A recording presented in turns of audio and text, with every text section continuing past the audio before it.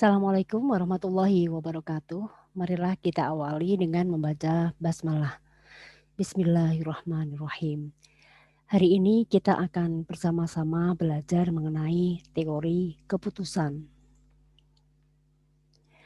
Teori keputusan itu mempelajari berbagai model sebagai alat untuk mengambil keputusan. Sebagai seorang calon manajer, kita akan dihadapkan pada pengambilan keputusan. Nah, bagaimana kita mengambil keputusan? Tentunya di dalam mengambil keputusan kita membutuhkan informasi.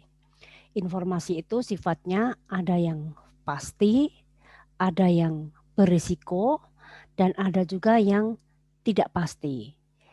Informasi pasti itu informasi yang sudah diketahui dengan pasti, bisa dengan mudah diketahui, misalnya jumlah tenaga kerja, uang kas yang tersedia, jumlah bahan baku yang tersedia misalnya. Itu adalah informasi pasti. Sedangkan informasi yang berisiko itu adalah informasi yang tidak bisa diketahui dengan pasti, namun kita bisa membuat probabilitas terjadinya. Misalnya kondisi ekonomi baik berapa persen probabilitas terjadinya, kalau kondisi ekonominya buruk berapa persentase terjadinya. Nah, itu informasi berisiko. Kemudian informasi tidak pasti. Informasi tidak pasti itu adalah informasi yang tidak bisa diketahui atau tidak bisa diprediksi apakah itu terjadi atau tidak terjadi. Bahkan probabilitasnya juga sulit untuk dibuat. Nah, pada pembahasan kita tentang teori keputusan, kita akan menggunakan informasi jenis yang kedua, yaitu informasi berisiko. Kemudian langkah-langkah model keputusan, langkah yang pertama adalah kita menentukan event atau peristiwa dan probabilitas terjadinya peristiwa tersebut.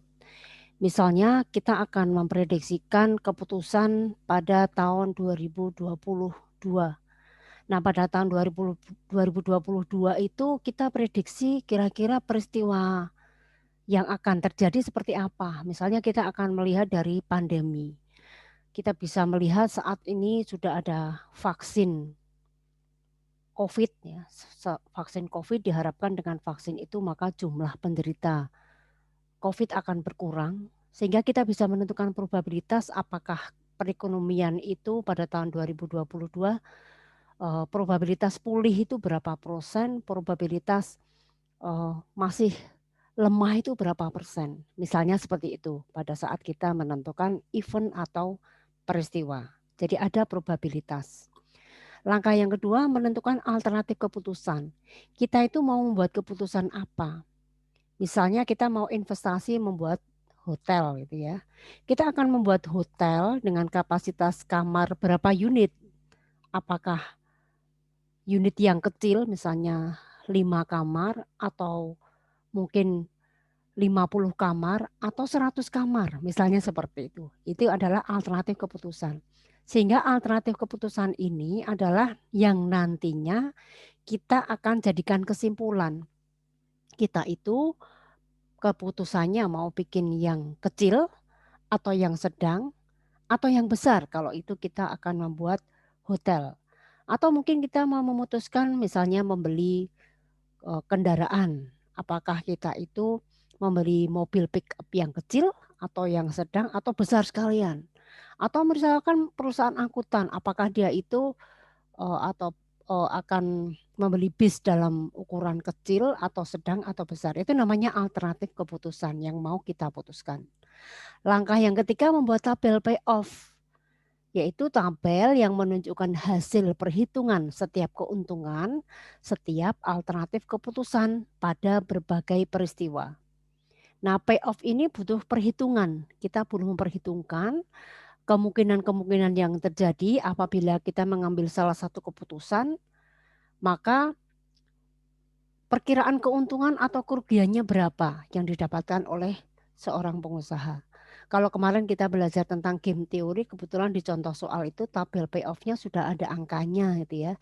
Nah, sekarang kita akan mencoba bagaimana sih logikanya kita mengisi tabel payoff.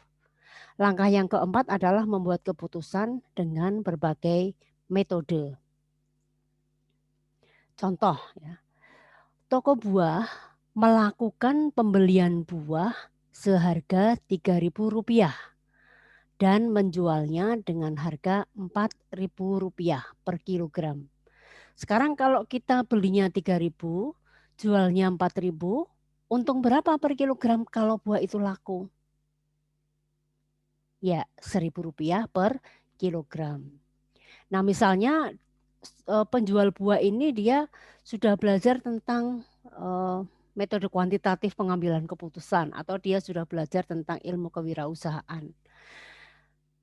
Apabila ia kehabisan buah, dia tidak mau mengecewakan konsumen sehingga ia membeli kepada temannya seharga 3.900 per kilogram. Tentunya temannya juga pengen dapat untung dong. Nah, sehingga kalau ada pembeli, persediaan di toko kita habis, kita tetap bisa melayani pelanggan dengan cara mengambil buah di gudang sebelah, di gudang pesaingnya. Karena pesaing juga ingin dapat untung, maka kita mengambil dari pesaing itu misalnya di sini harganya 3.900, dijual 4.000.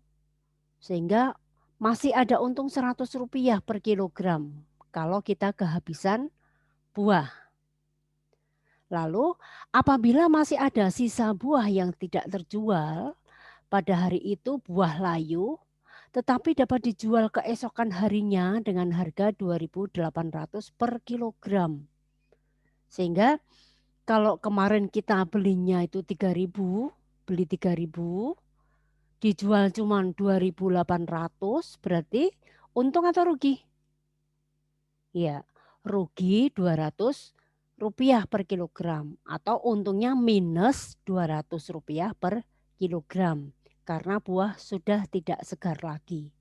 Nah, ini adalah asumsi-asumsi yang dibuat oleh seorang pengusaha ketika akan membuat keputusan.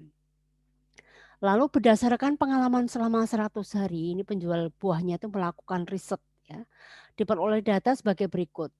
Jadi dia mengambil pengalaman peristiwa. Jadi peristiwa ini adalah event pengalaman yang pernah terjadi, yaitu kalau penjualan 100 per kilogram dalam 100 hari kerja dia melakukan riset terjadi 20 hari dari 100 hari yang dia teliti. Maka probabilitasnya adalah 20 dibagi 100 atau 0,2. Lalu penjualan 110 itu terjadi 25 hari dari 100 hari dia melakukan riset. Maka probabilitasnya adalah 25/100 atau 0,25. Begitu pula penjualan yang 115 dan 120 kita hitung berapakah probabilitas masing-masing. Nah, probabilitas ini kalau dijumlah harus jumlahnya 1. Nah, sekarang pertanyaannya, berapa sebaiknya pembelian buah per hari agar optimal? Nah, ini berarti yang mau kita putuskan. Kita itu kalau peristiwanya seperti ini, kita mau memutuskan menyediakan buah berapa per kilogram. Misalnya dalam kasus ini, peristiwa penjualannya adalah 100 kilo, 110, 115, 120. Maka sebaiknya kita menyediakan di toko buah itu berapa kilo sih? Apakah 100 atau 110 atau 115 atau 120? Nah, ini yang mau kita jawab nanti. Sekarang kita buka file latihan Excel yang tadi sudah kita dapatkan ya. Ini adalah soal dari PPT yang tadi sudah disampaikan. Kita akan analisis harga jualnya tadi 4.000, harga belinya 3.000, profitnya adalah 1.000, 4.000 dikurangi 3.000. Lalu dalam kasus ini, jadi nanti kita membuat ketentuan itu tergantung pada kasusnya, jangan disamakan caranya. Pada kasus ini, apabila kehabisan atau kurang, maka dia harus beli kepada pesaingnya seharga 3.900. Menjualnya tetap 4.000. Sehingga profitnya adalah 4.000 dikurangi 3.900 ketemu 100 jika kehabisan atau jika kekurangan. Lalu apabila sisa, dia menjualnya terpaksa dengan harga 2.800. Padahal belinya 3.000. Maka profitnya adalah negatif, yaitu 2.800 dikurangi 3.000, hasilnya minus 2.000 atau rugi 200. Nah, kalau profit ya negatif 200. Nah, ini kita lihat dulu profit masing-masing ketentuan ini kita perhatikan untuk bisa mengisikan tabel payoff. Sekarang kita akan coba satu persatu. Ini adalah keputusan, decision 1, ini adalah decision 1 misalkan ya. Ini adalah keputusan yang kedua atau decision 2, keputusan itu decision ya. Ketiga, ini keputusan yang ketiga, alternatifnya ini adalah keputusan yang keempat, decision keempat untuk mempermudahkan untuk mengingat. Sekarang kita akan melihat yang gampang-gampang dulu. Jika kita memutuskan di toko itu 100 kg dan terjadi penjualannya juga 100 kg, berarti habis ya. Berapa keuntungannya? Keuntungannya adalah 100 kg kita kalikan dengan keuntungannya berapa tadi? Oh 1.000. Kita kalikan dengan 1.000. Karena profitnya adalah 1.000. Hasilnya adalah 100.000. Lalu kita yang gampang dulu. Misalnya ini. Keputusannya 110, laku 110. Berarti keuntungannya adalah 110 dikalikan dengan berapa tadi? Keuntungannya 1.000. Begitu ya. Begitu seterusnya. Berarti kalau yang 115 ya 115 kali 1.000. Yang 120 juga begitu. 120 kali 1.000. Gitu ya. Ini contoh yang pertama. Sekarang kita akan melihat di sini. Kalau seandainya perusahaan itu memutuskan 110, sementara penjualannya hanya 100, berarti kekurangan barang atau sisa barang. Kita memutuskan 110 nih di toko. Ternyata sehari itu lakunya cuma 100. Berarti sisanya berapa? 110 dikurangi 100. Sisanya 10. Sekarang kita hitung. Yang 100 bisa kita jual dengan keuntungan tadi berapa? 1.000 ya.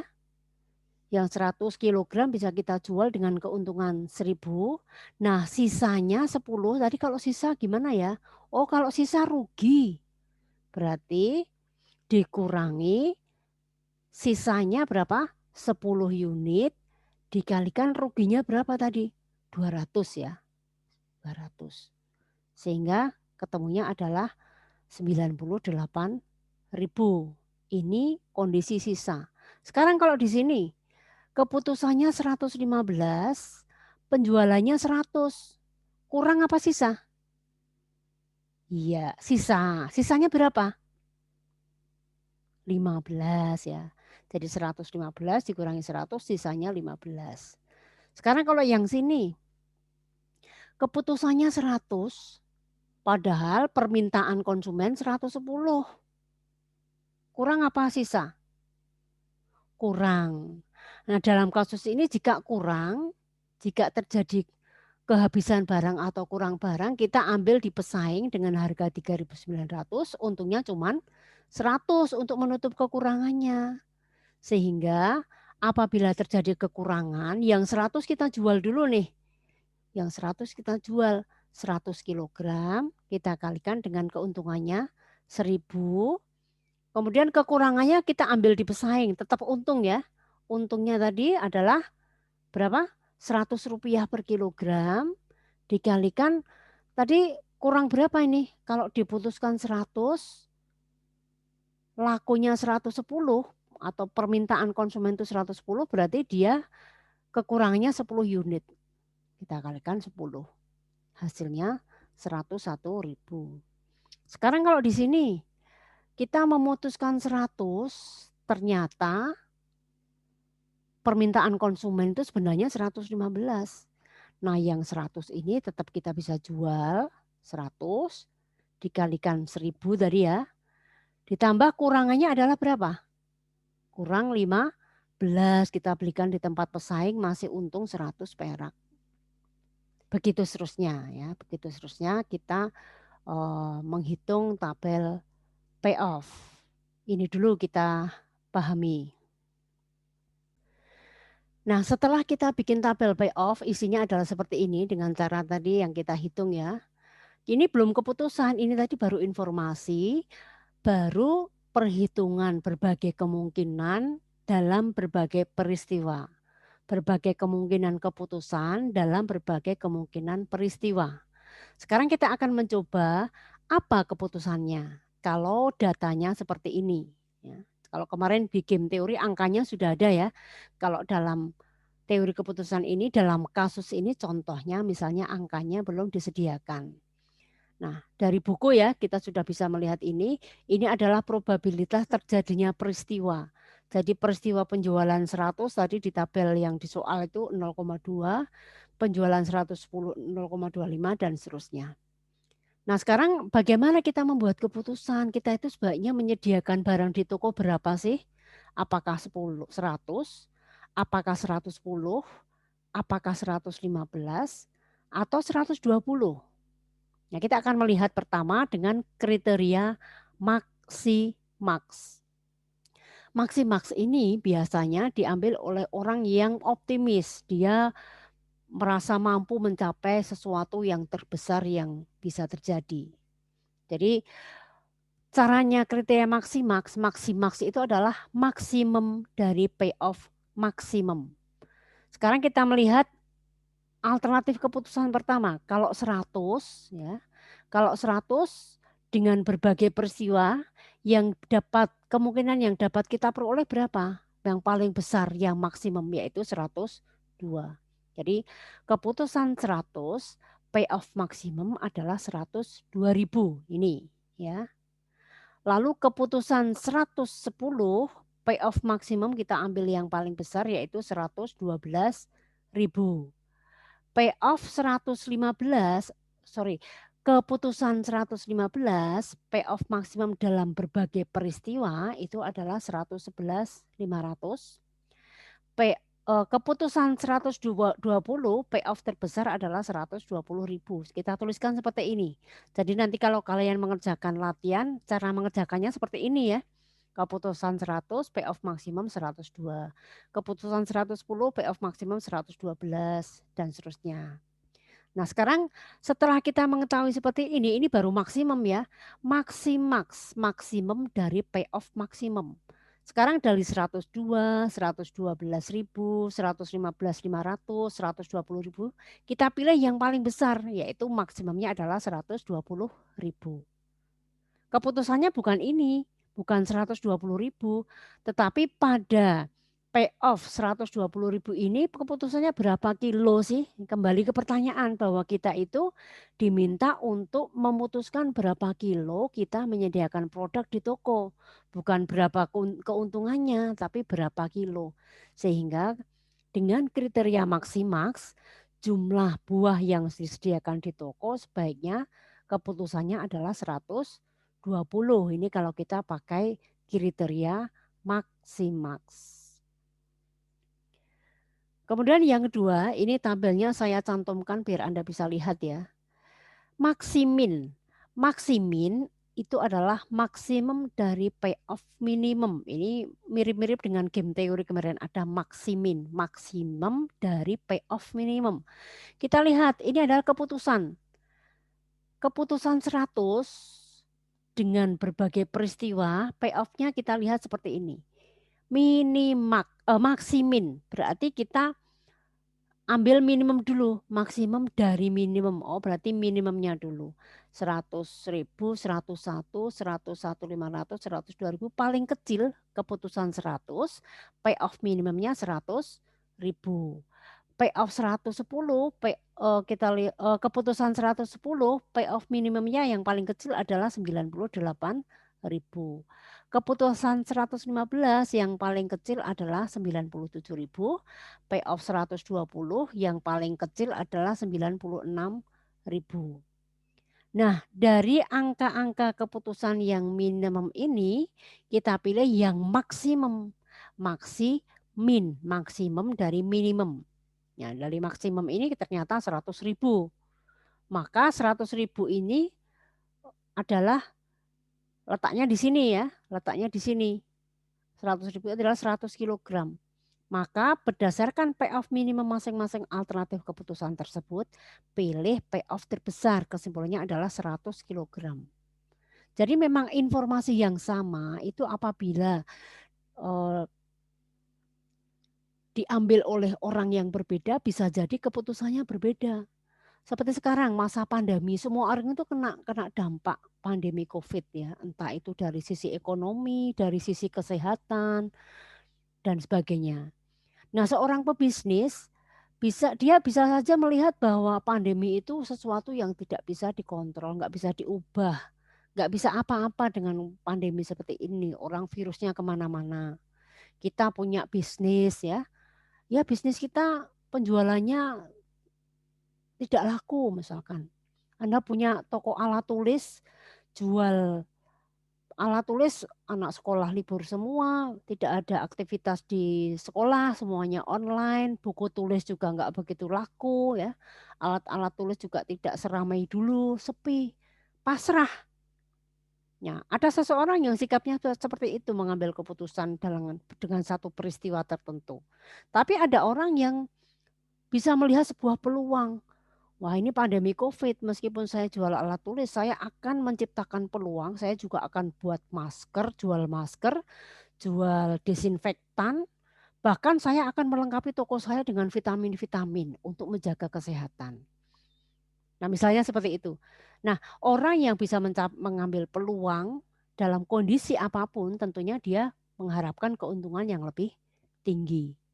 Logikanya begitu pada saat kita membuat keputusan. Nah, ini kalau kita pakai maksimin, ternyata keputusannya adalah 100. Kalau maksimal tadi, keputusannya 120. Lalu kriteria Laplace ini hanya membuat rata-rata setiap alternatif keputusan. Kalau keputusan 100, rata-rata yang mungkin bisa dialami oleh pengusaha berapa. Kalau keputusannya 110, ya rata-ratanya berapa. Lalu dari rata-rata kita pilih yang paling besar. Jadi rata-rata itu kan jumlah dibagi, ini ya 1, 2, 3, 4 nih. Yang paling besar adalah 109.500 sehingga keputusannya adalah 120. Lalu kalau kemungkinan maksimum itu hanya melihat probabilitas. Kadang-kadang orang hanya memikir yang sering berapa sih? Oh, yang sering itu 115. Ya udahlah kita sediakan 150. Itu kalau kita menggunakan kriteria kemungkinan maksimum. Lalu dengan expected value. Nah, kalau expected value ini kita sudah melihat probabilitas terjadinya. Kalau yang tadi kan kita belum perhatikan probabilitas ya. Sekarang kalau expected value itu nilai yang diharapkan, expected value itu nilai yang diharapkan. Kalau kita misalkan menyediakan 100 kilogram, berapa expected value-nya? Makanya kita cari dengan berbagai peristiwa. Berarti 100.000 atau 0,2 kali 100.000 ditambah 0,25 kali 101.000 ditambah 0,3 kali 100.500 ditambah 0,25 kali 102.500. Ketemunya 102.200, 101.200. Lalu kita hitung juga expected value untuk 110, 98.000 atau 0,2 kali 98.000 tambah 0,25 kali ini dikalikan ini kalikan ini. Ini namanya expected value. Nah, dari expected value ini kita pilih yang terbesar yaitu 110.000, di mana 110.000 itu letaknya pada pembelian 120 kilogram. Maka kesimpulannya dengan expected value adalah 120 kilogram. Lalu ada EVPI. EVPI itu adalah expected value provoked information. Nah, ini nanti dilihat di buku ya. Expected value information itu adalah nilai suatu informasi. Nilai suatu informasi itu kita hitung dengan EPPI dikurangi expected payoff maksimum atau expected value. Sedangkan EPPI sendiri itu adalah perkalian antara probabilitas dengan payoff maksimum setiap berbagai alternatif keputusan. Jadi kalau di sini EPPI itu 0,2 dikalikan angka yang terbesar di antara berbagai alternatif keputusan. Oh, yang terbesar 100.000 berarti 0,2 kali 100.000. 110 kalikan yang terbesar berapa? Ya, pada 110 0,25 kali yang terbesar berapa? Yaitu 100 berapa ini? 109.000 ya. Oh, 110.000. Lalu kalau yang peristiwa 115 berarti 0,3 kali yang paling besar. Ini ya. Ketemu 112.000, maka expected value per work information, nilai informasinya adalah 112.000 dikurangi yang terbesar tadi 110, 400, 1600. Ini adalah nilai sebuah informasi. Jadi kadang-kadang kalau kita sebagai seorang pengusaha itu pakai konsultan, kalau konsultannya minta bayaran 2.000 dikasih enggak? Enggak usah dikasih, nilai informasinya cuma 1.600 kok mintanya 2.000 ya. Tapi kalau nilai informasinya itu 1.200 dia minta 1.000, oke lah, masih di bawah nilai sebuah informasi. Ini expected value per work information. Kemudian berikutnya tentang pohon keputusan atau decision tree. Caranya adalah mulai pohon itu ada dahan, ada ranting. Kita mulai dari ranting. Ranting untuk keputusan 100. Kalau keputusan 100 itu rantingnya ada 100.000, 101.000, 151.500 dan 102.000. Kita tuliskan di sini. Lalu ini mestinya kita tuliskan probabilitas di masing-masing ranting ya. Lalu ketemu expected value-nya. Ini ya. Ini kita tuliskan di sini. Ini ranting yang kedua, keputusan yang kedua. Ini adalah expected value yang kedua. Ranting ketiga, expected value yang ketiga. Ranting keempat, ini ya, ranting keempat ini ya, expected value yang keempat. Lalu dari ini semua kita pilih yang paling gede yaitu 120 kilogram. Ini adalah pohon keputusan atau decision tree. Kemudian minimax. Nah, kalau minimax ini cara mengerjakannya perlu satu tahap membuat tabel opportunity loss. Ya, perlu membuat tabel opportunity loss. Jadi opportunity loss itu adalah biaya kehilangan kesempatan. Opportunity itu kesempatan atau peluang. Biaya kehilangan peluang. Logikanya seperti ini. Misalnya Anda itu punya rumah di pinggir jalan raya. Rumah itu kan bisa difungsikan untuk berbagai macam keputusan ya. Misalnya Anda sebagai seorang pemilik rumah, saya mau nempatin rumah aja lah. Berarti kalau Anda menempatin rumah, Anda tidak dapat penghasilan. Alternatif berikutnya misalnya saya akan sewakan rumah. Saya sewakan rumah. Sewanya misalnya 2 juta per bulan. Maka apabila Anda menyewakan rumah, Anda akan dapat keuntungan 2 juta rupiah atau pendapatan 2 juta rupiah. Tapi kalau Anda memutuskan untuk ditempati sendiri, Anda akan kehilangan kesempatan memperoleh keuntungan 2 juta rupiah per bulan kalau itu disewakan. Lalu alternatif ketiga, saya akan buka usaha sendiri aja lah. Kalau buka usaha sendiri misalnya saya dapat keuntungan 10 juta per bulan. Maka kalau Anda dari 3 alternatif pilihan keputusan tadi, jika Anda memutuskan untuk menggunakan rumah itu untuk usaha, maka Anda tidak akan menderita opportunity loss dalam kasus ini kalau asumsinya seperti yang tadi saya sampaikan. Tapi kalau Anda ingin menggunakan rumah itu untuk disewakan, hanya dapat 2 juta. Sementara kalau dibikin usaha sendiri untungnya 10 juta, maka Anda akan kehilangan kesempatan untuk memperoleh 10 juta, cuma dapat 2 juta. Sehingga opportunity loss-nya adalah 8 juta. Karena mestinya Kalau pakai sendiri 10 juta, Anda cuma dapat 2 juta. Berarti kehilangan kesempatan mendapatkan 8 juta. Lalu kalau Anda memutuskan, pakai sendiri aja lah rumahnya, maka Anda akan kehilangan kesempatan memperoleh penghasilan terbesar yaitu 10 juta per bulan. Itu logika opportunity loss. Sekarang kalau ini ada kondisi penjualan 100, ini kan eh, ada berbagai payoff atau keuntungan dengan berbagai jenis keputusan. Oh, kalau saya memutuskan 100 dapat untung sekian. Kalau saya memutuskan 110 untung sekian.